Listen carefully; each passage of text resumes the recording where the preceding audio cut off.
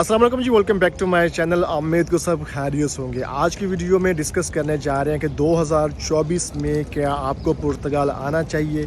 अगर आप पुर्तगाल आ रहे हैं तो आपको क्या क्या प्रॉब्लम्स फेस करना पड़ेंगी, क्या क्या मुश्किलात आएंगी। अगर आप आ रहे हैं तो आपने अपनी तैयारी करके आना है। वो कौन सी चीज़ें जिसकी तैयारी करके आना है, अगर आप वो तैयारी करके आते हैं तो आपके लिए सर्वाइव करना यहाँ ईजी हो जाएगा। वीडियो कंटिन्यू करने से पहले सबसे रिक्वेस्ट है कि चैनल को सब्सक्राइब लाजमी कर दीजिएगा। जैसे कि आपको पता है कि मैं कई सालों से यूरोप में सेटल्ड हूँ, पुर्तगाल में सेटल्ड हूँ। पुर्तगाल यूरोप की कैसी कंट्री है जिसने अपनी इमिग्रेंट्स के लिए ओपन की हुई है। पूरी दुनिया से इमिग्रेंट्स आ रहे हैं यहाँ पे रहने के लिए, डॉक्यूमेंट्स लेने के लिए, पासपोर्ट लेने के लिए, क्योंकि इनका प्रोसेस थोड़ा स्मूथ है, ईजी है एज़ कम्पेयर टू दूसरी यूरोपियन कंट्री के।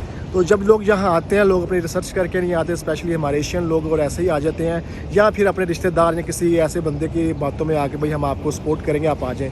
पहली बात बता दूं, यूरोप में कोई किसी को सपोर्ट नहीं करता। आपको अपनी हिम्मत खुद जो है डिसीजन लेने पड़ते हैं, अपनी हिम्मत खुद जो है ना सारे काम करने पड़ते हैं। बाकी जो ये लोग आपको ड्रीम्स दिखाते हैं, ये आपको ज़िल्लो ख्वार करते हैं। तो 2024 में जो पुर्तगाल की इमिग्रेशन के बारे में बात करते हैं, पहले कि पुर्तगाल की इमिग्रेशन जैसे चल रही थी पहले कई सालों से अभी भी चल रही है, लेकिन कई लोगों का मानना था कि आप नई गवर्नमेंट आ रही है, इलेक्शन हुए हैं, तो शायद इमिग्रेशन पे कोई इफेक्ट होगा। इमिग्रेशन पे इफेक्ट नहीं होगा। अगर कोई नई गवर्नमेंट आती भी है तो इतनी जल्दी पॉलिसीज़ और इतनी जल्दी चीज़ें चेंज नहीं होती, क्योंकि यूरोप के अंदर स्पेशली शेंजन के अंदर शेंजन जो यूरोपियन कमीशन है उसके डिसीजन के बाद ही कोई डिसीजन लिया जाता है उसका भी, क्योंकि इमिग्रेशन को बंद करना खोलना यूरोपियन कमीशन भी इसके अंदर इन्वॉल्व होती है हर कंट्री के अंदर।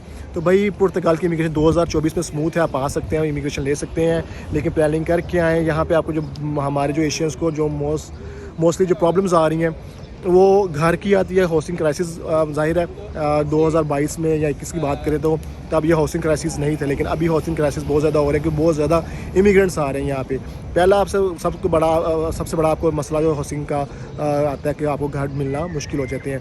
दूसरा आपको सबसे बड़ा मसला यहाँ पे देखने को मिलता है लैंग्वेज बैरियर। यहाँ पे लैंग्वेज बैरियर बहुत ज़्यादा, ये लोग ज़्यादा इंग्लिश नहीं बोलते। जो बड़े सिटीज़ हैं पुर्तगाल जैसे लिस्बन कैपिटल जहाँ मैं रहता हूँ, आपको एरिया भी घुमा के दिखाता हूँ, आपका भाई यहाँ पर रहता है। तो जी यहाँ पे इंग्लिश स्पीकिंग, ये अब देखें आप यहाँ पे टूरिस्ट हैं सारे, यहाँ पे घूम फिर रहे हैं, सारा टूरिस्ट का एरिया है। यहाँ पे रेस्टोरेंट, बार, कैफ़े सब इधर है। तो यहाँ पे आपको इंग्लिश स्पीकिंग लोग मिलेंगे, लेकिन आप इनकी दूसरी सिटीज़, छोटी सिटीज़ की तरफ चले जाओ तो वहाँ पे आपको लैंग्वेज बैरियर बहुत ज़्यादा देखने को मिलता है। तो अगर आप कोशिश करें, अगर आप यहाँ आते हैं तो अपनी थोड़ी बेसिक लैंग्वेज सीख के आएँ, तैयारी करके आएँ, ताकि आपको आते ही जॉब आपको मिल सके, जो कि आपको फाइनेंशियली आपको यहाँ पे प्रॉब्लम्स फेस ना करना पड़े। और इसके बाद जो हमें जो एक और प्रॉब्लम आपको हमें देखने को मिलती है, स्पेशली वो फैमिलीज़ जो मूव करके आती हैं दूसरी कंट्री, स्पेशली गल्फ़ साइड से लोग आ रहे हैं, तो वो आते ही यहाँ पे आके अपना वो उनकी कोशिश होती है कि हम कुछ छोटा मोटा बिज़नेस स्टार्ट कर लें, लेकिन बिज़नेस के चक्कर में वो ट्रस्ट करते हैं हमारे एशियंस के ऊपर, हमारे देसियों के ऊपर, और ऐसा डेड बिज़नेस ले लेते हैं जिसके ऊपर कोई अर्निंग नहीं हो रही थी, कोई बिज़नेस नहीं हो रहा होता और आपको लॉस हो जाता है। तो भाई आपको मैं हमेशा अपनी, अगर मेरे आप दूसरे चैनल पे अब मुझे वॉच करें शहबाज चीमा व्लॉग्स के ऊपर, तो वहाँ मैं बड़ी डिटेल में तकरीबन 3 साल पुराना चैनल है मेरा, मैं लोगों को डिटेल में समझा चुका हूँ कि भाई आपने आना है 150 यूरो की खातर अपने आपको बहुत बड़ा टीका ना लगवाइएगा, किसी प्रोफेशनल लॉयर की हेल्प ले लीजिएगा ताकि आपको वो लीगल वे में असिस्ट कर सके। तो ये थी जी बेसिक इन्फॉर्मेशन। दूसरे चैनल पे बहुत सी वीडियोस बनाई हुई हैं मैंने, लेकिन इस चैनल पे मैंने क्या बना के आपको मोटिवेट कर दें कि अगर आप पुर्तगाल आना चाहें 2024 में बिल्कुल आ सकते हैं, इमिग्रेशन लें, अप्लाई करें, लेकिन थोड़ी मुश्किलें भी होती हैं।